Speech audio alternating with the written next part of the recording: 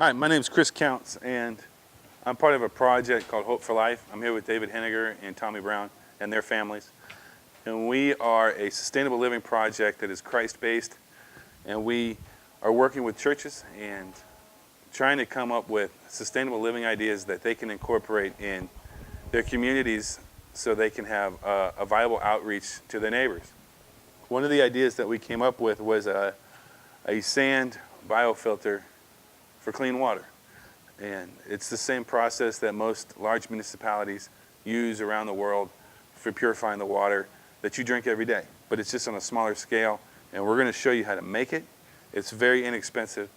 You can use it for humanitarian projects. You can use it for your hunting cabin in the woods, or you can use it if you just want something for when the water does go out and you need to have some clean water. You can go ahead and build this filter, have it on hand, and you can have clean drinking water. So let's get started. What I have here is a small scale way of you seeing what the sizes of the types of rocks and sand that you're going to need for this filter. This is the most important part of your filter, and this is the part that you want to make sure that you have clean, and we're going to show you how to clean it all. But I want you to notice that there's a sand. There's a very fine sand. Our sand here is kind of black, and then there's a little bit larger of a stone, which is, I'd say, pea size.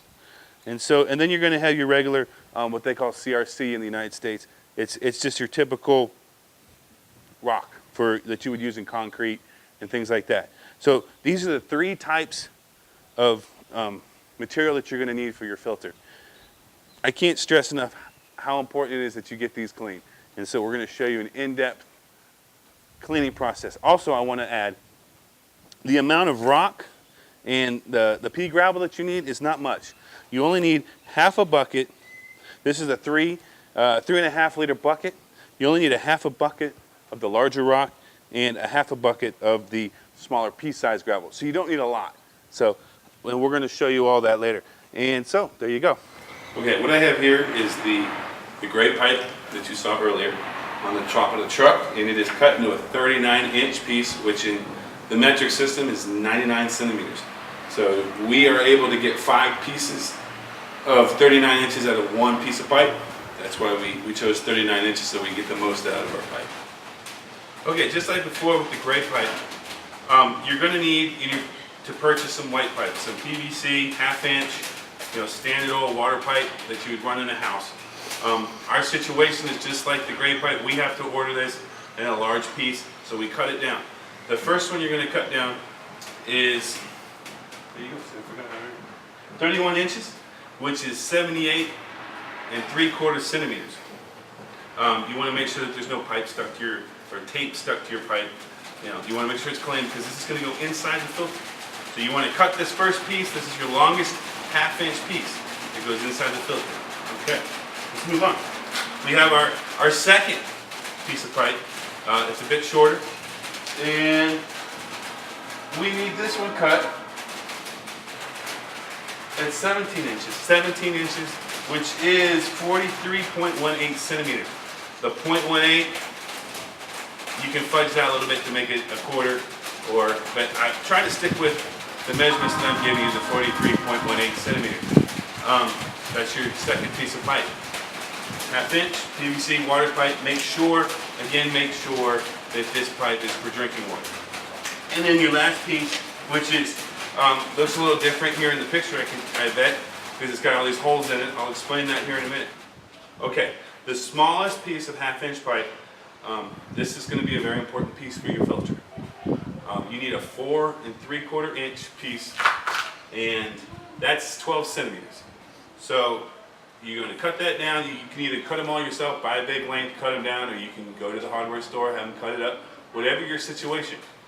But the most important thing is to get these little holes in it. I hope you can see these little holes that we've put in here. You want to take a drill bit, just like this, and you're going to want to drill your pipe out. You want 30 to 50 holes. We use 2 sizes. Doesn't matter. That's just how we did it on this one.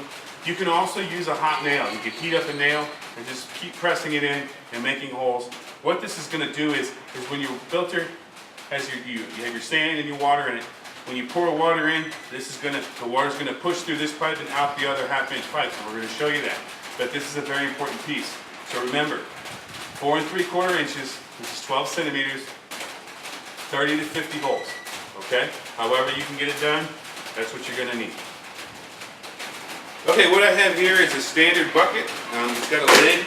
The lid's important for the filter. You're gonna wanna get a bucket with a lid. This is a 3.5 liter bucket that fits perfectly inside a 6-inch diameter pipe. So wherever you are in the world, you want to make sure you find a bucket that slides into your pipe. And then, so the reason for the bucket is that with the sand and the biolayer that you're going to create, you don't want to just pour water directly into it, or else you're going to disrupt it and it's not the right way to do it. So what we do is we take this 75-cent bucket and we drill holes in it. With a drill, I take a battery drill and I just drill holes into it. Okay, and you want to have a good surface area. I don't have a count on how many holes, but you can tell that there's quite a few holes in this. And that's what you're going to need, because you want to create a rain effect. So when you pour your water in here, it comes out the bottom and it just kind of leaches onto your sand and not disrupting it all up. So a 3.5 liter bucket, very important. This bucket's also good for, as I showed you with the sand and the rocks, the large rocks you need a 1/2 bucket, and the small pea-sized gravel you need a 1/2 bucket. So this bucket has many uses. Okay, what I'm going to show you next is all of the 1/2 inch pipe and the fittings that you're going to need, and I'm going to put them together as they would be built inside of your filter. You're not going to get to see it once you put your sand in it, so I want you to get a visual of how it looks and works inside the filter. So first off, you're going to have your small 1/2 inch piece that you made with the holes in it. You want to take an end cap, a 1/2 inch end cap. These can be purchased at any hardware store or plumbing store or wherever you're able to purchase them. And I want you to dry fit it. Just fit it together, put it on like that. Next, you're going to take a 90-degree elbow. There again, it is not threaded, it's so we can glue it. So, 90-degree elbow, put it on the other end. Boom, there you go. Now take your long piece, you're going to fit that on just like that. So you're basically going to have something that looks kind of like that, like a golf club. Last, or the next part, is another 90-degree elbow, just like the first one. No threads, so you can glue it.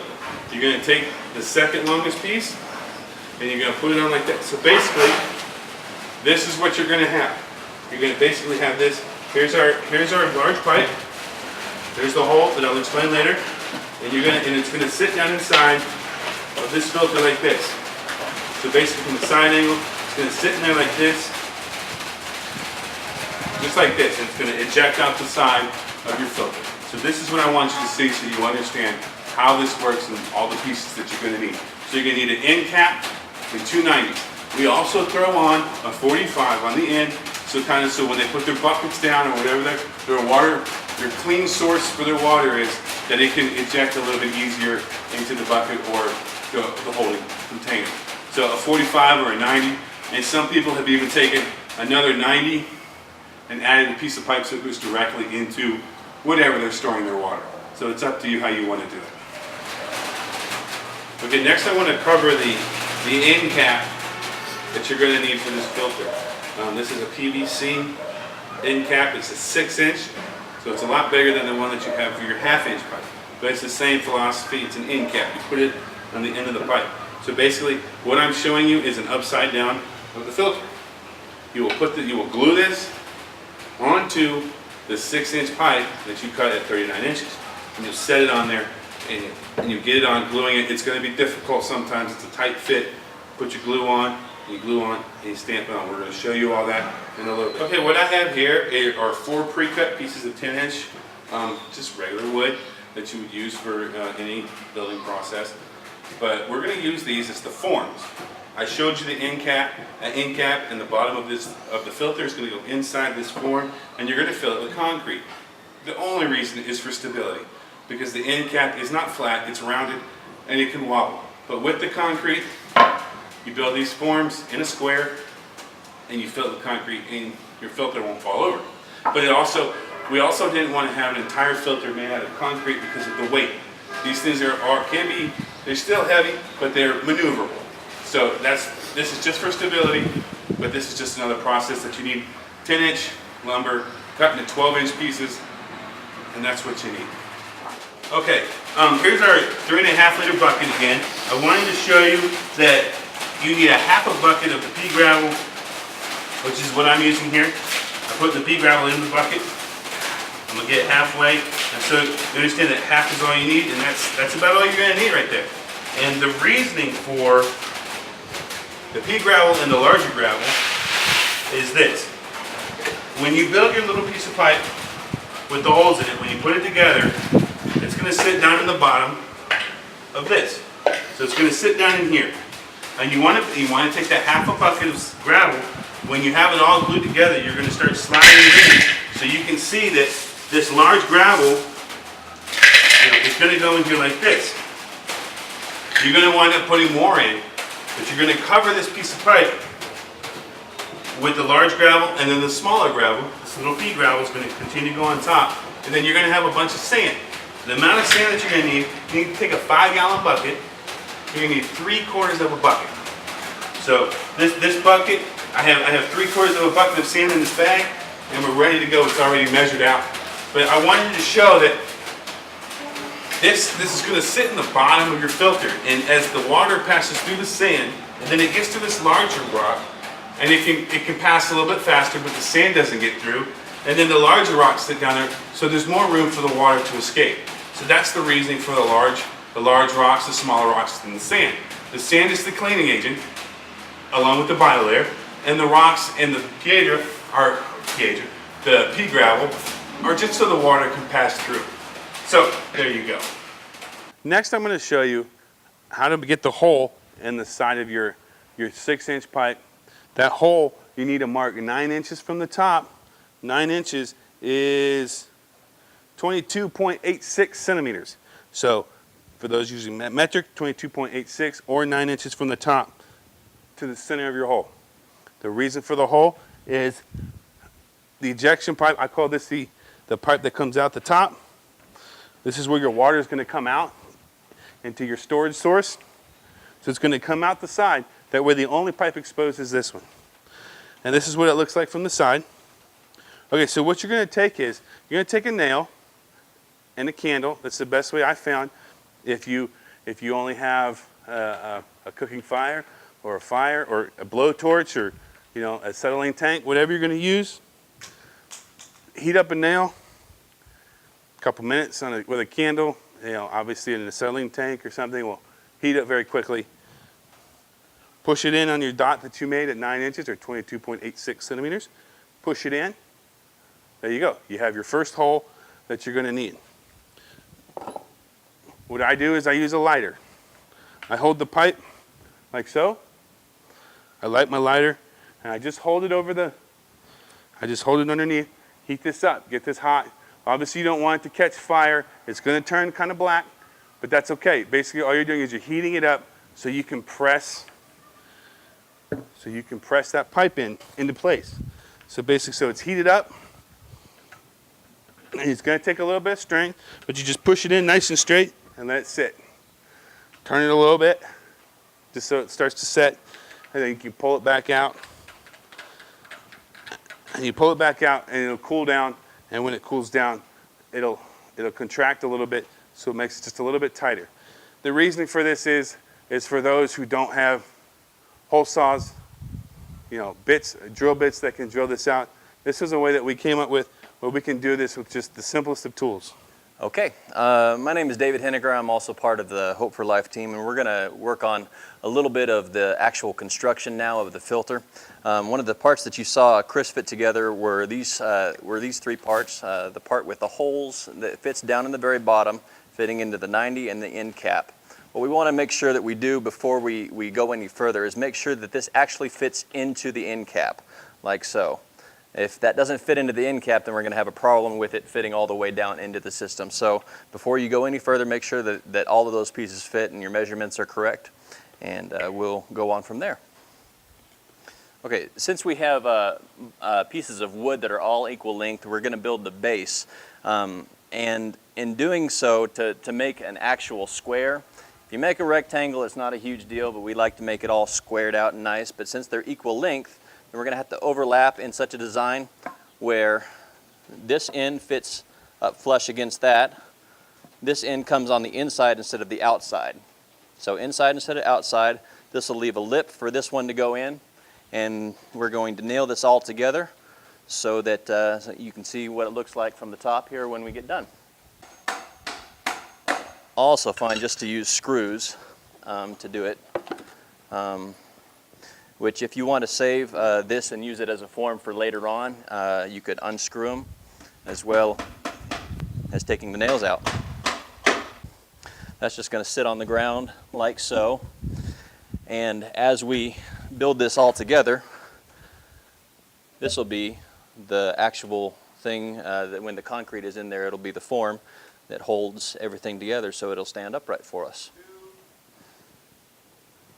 Okay, what we've done in the bucket here is we've put some of the uncleaned sand. You don't need clean sand for this, obviously, but we've got some of this regular old sand and some of the bigger gravel that you saw as aggregate in the bucket. Now, what we would do in the States is we would not put as much aggregate in here as we normally do, and we would put more of the concrete in there. However, because we're not trying to make something that's really just something that's going to hold together, it's not for a building, it's just holding this up. We're going to use about a half a bucket, so part of this is going to be those big rocks, and part of it is going to be the sand. Whatever mix you want to make, that's fine. And we're using about 10 pounds of actual concrete that we're going to dump in there. And we'll mix it together. If you got a wheelbarrow handy, that's always nice. We find that there are not very many wheelbarrows here to use, so we use what we can. And what's available right now is a 5 gallon bucket. Okay, so we've got everything. It's glued, it's dried right now, and we've got our box that we have put together. What we've done is we just laid down a piece of plastic there, and that's going to hold the cement in place and keep it from running out from under wherever we go. So we are going to go ahead and center this as best as we can in here. What we're going to do initially is use some bigger rocks, or in this case we've got some concrete blocks that have been broken up handy for us. And that's just going to serve as a little bit of a filler, but also to hold it upright while we are putting the cement mixture in there. So I'm going to go ahead and have Chris hold that tight, and kind of want to eyeball it here. If you really want to get real technical about it, you can get out a level and kind of level it as best as you possibly can. Not completely necessary because the water is going to come out in a level fashion anyway. So here we go with our mixture. If you've got a lot, what we want to do is we want to go ahead and tap the sides, make sure that all the things are filled in, especially if we're going to use the form again. So we want it to be a square. So what we're making sure we're doing is making sure all the concrete settles down into the right spot. Our spigot hole is facing out from the wall so that we have easy access to it when we assemble the whole thing. We'll get to that here in just a minute. Okay, you saw a dry fit assembly. Basically what we're going to do is most of it is going to be a dry fit. In fact, all of it's technically going to be a dry fit assembly, and only if pieces are a little bit loose, I'm going to explain a little bit of what solution that I've kind of come up with that's a little bit outside of the box. You've seen Chris assemble this like this. So you got your whole piece, piece with the holes in it rather, your end cap and a 90-degree angle. We're inserting now how large is this one, Chris? Recall? Okay, we don't recall the diameters. We got those ready to go. And this should fit straight down inside into our base, which it does. We're going to take the second 90-degree angle union and put it on the top so that it's facing the hole. As it faces the hole, taking the external part, inserting it inside and connecting it to the other 90-degree union that I just put on there. So we've got a whole complete system. We've got the part down in the very bottom with the holes, we've got the pipe running up, and we've got the pipe that is now extended and connected to the 90-degree union. final part is a 45-degree angle. This part can be a little bit shorter or a little bit longer, however, whatever need you have. And this 45 union goes on the end of the pole, so that the end of the tubing rather, so that it'll drip down into the bucket at the correct angle. If for some reason this part or any of the parts seem to be a little bit loose, simple Teflon tape, wrap it just a little bit, just kind of an out-of-the-box way of thinking. We want everything to be dry fit so that if any one of these parts breaks off, it's real easy to pull apart, go into town, buy another little section for under $1, whatever it costs. I think this is like 20 cents for this in town. This little piece is probably 5 to 10 cents. So if any of it breaks at any point in the life of the filter, we can pull it apart really quickly and put it back together really simply. So if it's not quite tight and you find that it's maybe dripping a little bit when you get the filter going, real simple solution is just wrap a little Teflon tape on there, stick it on until it is tight. So there we have our assembled filter without the sand, and we'll show you the rocks and the sand and gravel next. Okay, so what we're going to be doing right now is you've seen us build the filter already and put all the pieces together. And what we're going to do is talk about what Chris talked about earlier on, is filling this bucket up with the gravel size pieces of rock. What would we call it in the States? I don't know, the inch long gravel. About a half a bucket of this 3.5 liter bucket full. And what we're gonna do is clean it. Now what we have to clean it with is just a simple screen bought at the hardware store. It's made out of nylon. Triple that up because we want this to be used not only for the gravel and for the pea gravel, but also for the sand. And so we don't want a bunch of sand slipping through there and being washed away. And all we've done is take some duct tape. I had some cool animal print duct tape here that was handy, and we just tied the 4 corners together. And you'll see us here washing this here in just a second when we get Tommy out from behind the camera and into the video. And so we're going to start there. But I'm going to take that half a bucket of rock right now and just pour it in to the middle. And then we're going to have a third person here to help us wash this out. So we'll be back here in just a minute washing some gravel. Okay, so what you're going to be seeing Tommy do is he's going to slowly just be pouring a bucket of water. And this can be water from any source that you get. What we're really trying to do is just wash all the sediment off of all the material. So just kind of watch as we do the motions here. We're just going to kind of rinse that off.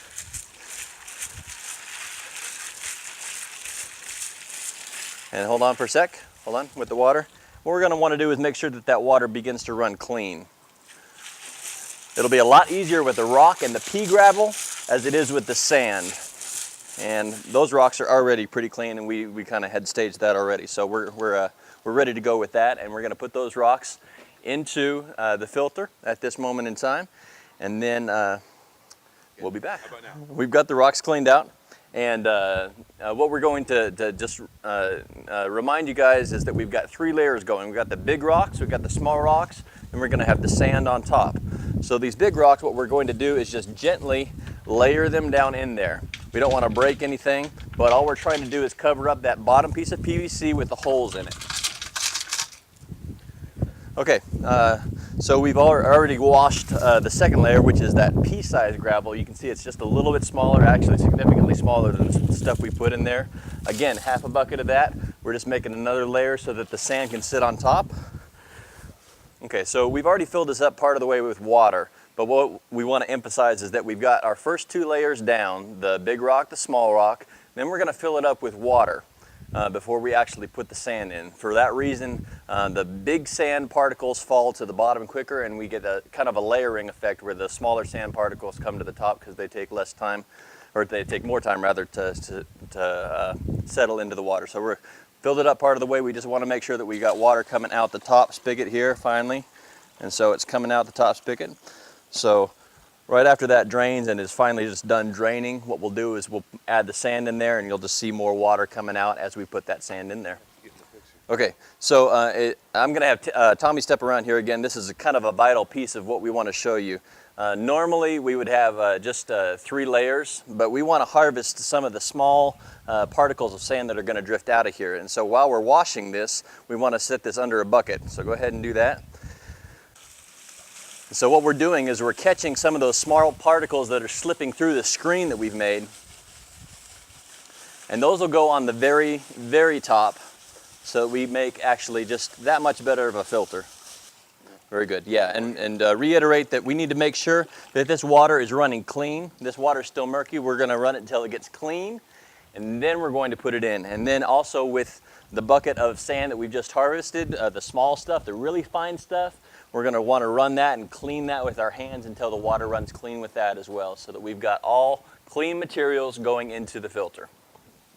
So what we've done is we filled it up with water to that point. Now we've already put part of the sand in there, and you're gonna see as we dump the rest of this sand in here, the water's being displaced.